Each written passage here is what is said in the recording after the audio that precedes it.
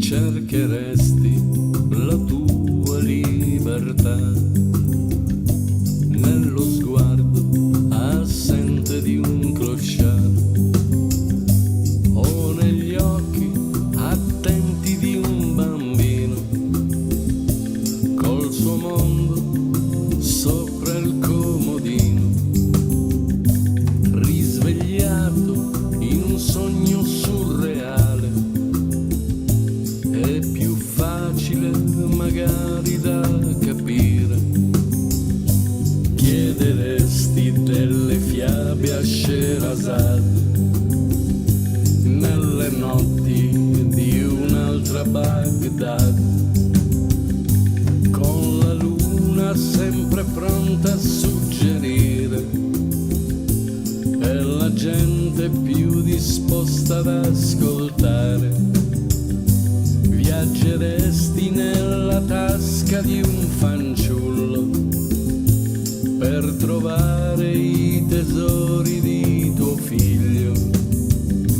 Dentro il mandorlo in fiore spesso nasce un sognatore, alle orecchie appunta e crede di volare.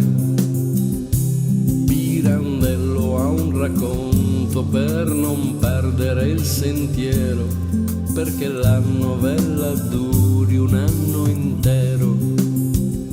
Viva l'arte di ridersi addosso, mai concedersi all'ipocrisia. Viva l'arte della presunzione, espressione di malinconia. Per entrare dentro le fiabe ci vuol cuore e sana follia.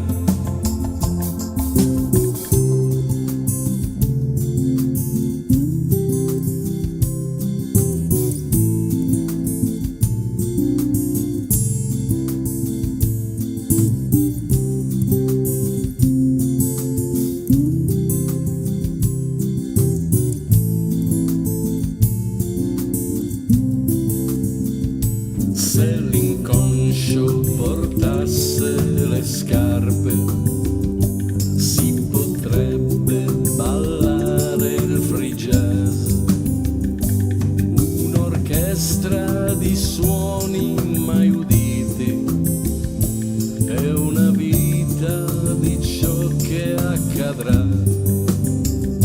Risvegliarsi in un sogno vissuto e inventarsi un'altra realtà.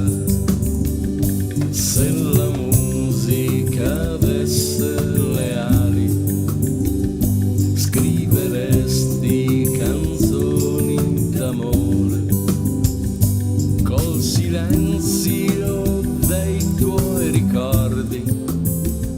Riusciresti a cantare i tuoi occhi, così breve e importante la vita, e noi ci lasceremo i balocchi. Dentro il mandorlo in fiore spesso nasce un sognatore, alle orecchie appunta e crede di volare. Pirandello ha un racconto per non perdere il sentiero, perché la novella duri un anno intero.